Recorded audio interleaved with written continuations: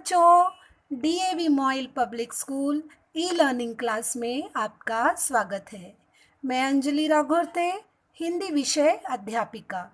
बच्चों, आज हम व्याकरण के अंतर्गत एक महत्वपूर्ण भाग पढ़ेंगे जो है शुद्ध वर्तनी शब्द भाग 1।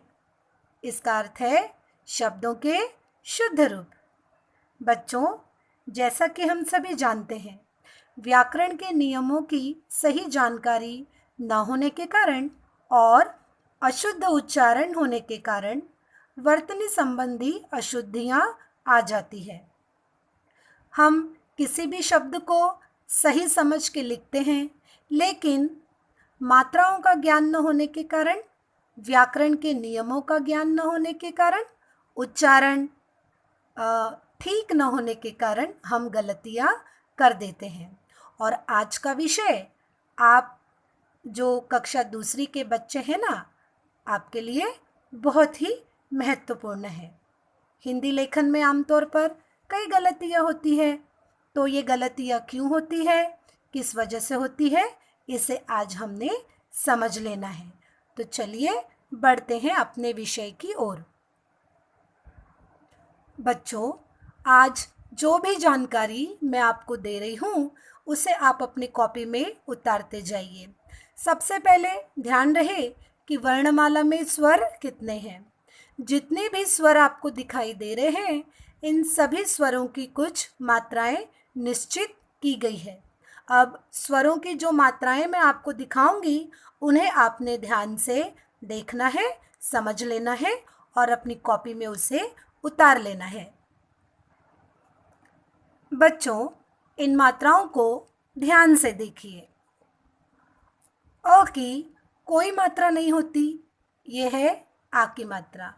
यह है ई की मात्रा, बड़ी ई की मात्रा, छोटे ऊ की मात्रा, बड़े ऊ की मात्रा, और यह है ऋषि री की मात्रा।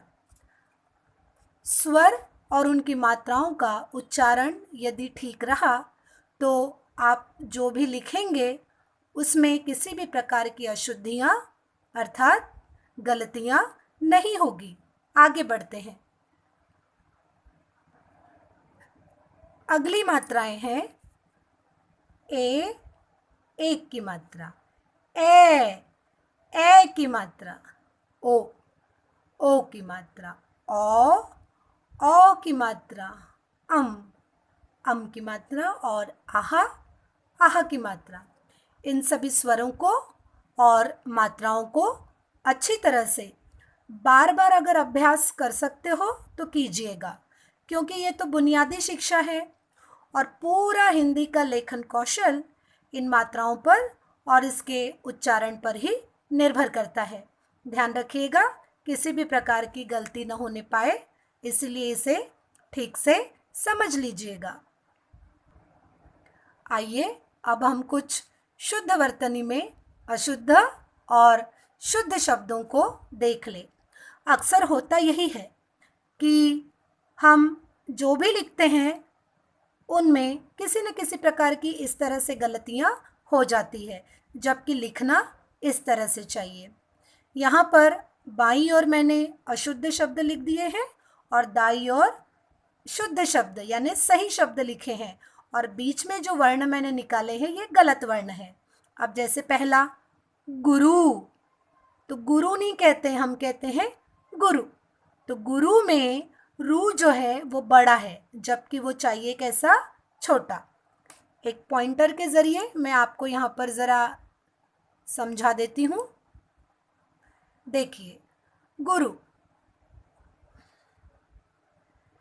इस गुरु में ये जो रू है ये गलत है।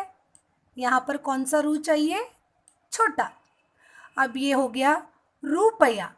रुपया में जो रू है ये भी गलत है, बल्कि चाहिए कौन सा, छोटा, रुपया। अब ये है पांचवा। पांचवा नहीं कहते हैं, तो ये गलत हो गया ना। क्या कहते हैं, पांचवा।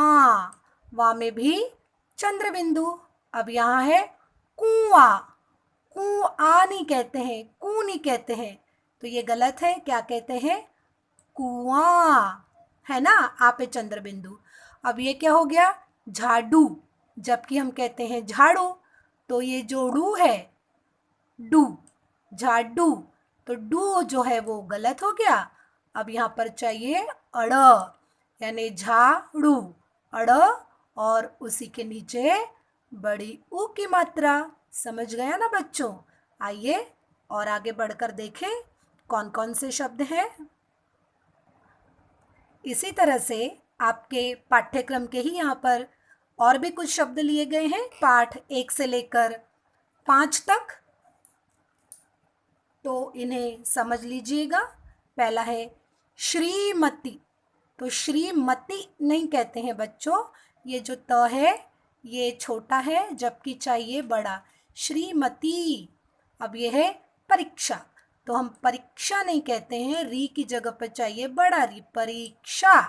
अब ये है बीमारी, तो बीमारी का बी जो है छोटा है, जबकि चाहिए बड़ा, बीमारी। अब यहाँ पे है प्रश्न, तो प्रश्न कहते हैं क्या पूरा है ये श? तो ये गलत है, हम कहते हैं प्रश्न। अब यहाँ पर है ऋतु, तो कभी भी ध्यान में रखिएगा, ऋतु हो, ऋण हो, उसमें र में छोटी की मात्रा के बजाय स्वर दिया गया है री ऋषि का, तो हम इस री ऋषि का इस्तेमाल करेंगे और इस तरह से लिखेंगे ऋतु। उसी प्रकार गति, गति में जो ये बड़ी ती की मात्रा है, अब ये क्या हो गया? गलत, जबकि चाहिए गति।